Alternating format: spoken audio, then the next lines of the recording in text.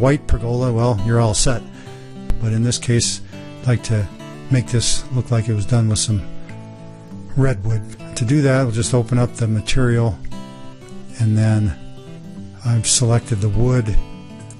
So I'm going to pick this cherry color for now, and then we'll just modify it to make it look like redwood.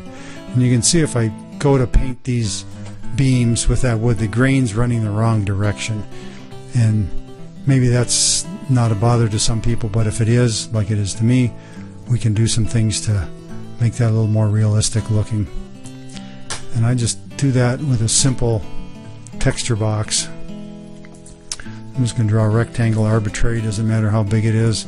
Pull it up, take the redwood material and stick it on the lid.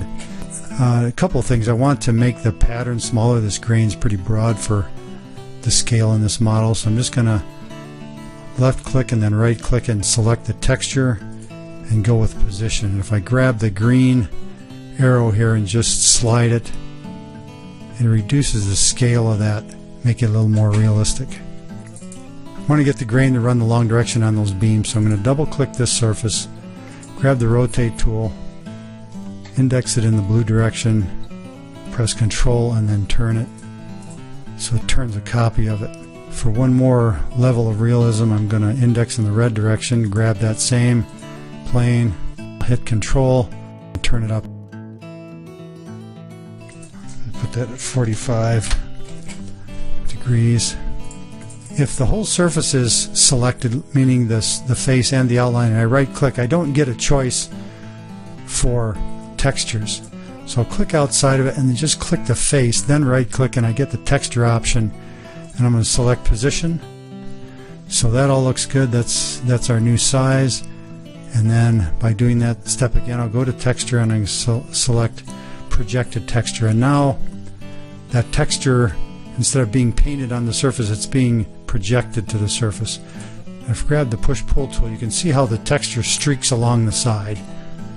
Alright, now when we go in here and select these components, triple clicking in to select all the surfaces, take the sample tool, sample the projected surface and then paint it on these beams. Then we get the effect of the streaking, and it gives it a pretty good idea of how the grain should look. So let's go ahead and sample this, take this color, the cherry, and put it on the post and see what we get. Okay, so the grain's running vertical, that's all fine. We'll try that again on these joists, and it's taking the selected texture and streaking it in a way that I don't want it streaked. So I'm going to click back out of here, and I will take this surface, rotate and Control, and index in the blue direction, and we're copying this. I'm going to swing it 90 degrees. So now we have another selection of the projected texture for these beams. I'm going to click our way into here, grab the sample tool and pick up this projected texture, and it should switch it on the beams so that now that texture looks like I want it onto those joists. And then, last but not least, is going to be this lattice work.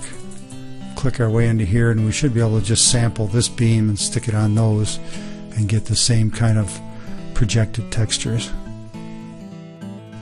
And the more that bothers you, the more you can do about it. You can change the size. If you go into Edit, you can change the color and make all kinds of weird looking things. I'll just reset it here. That's close enough to redwood for me right now. That gives a pretty good idea of how to paint materials onto the landscaping and the wood.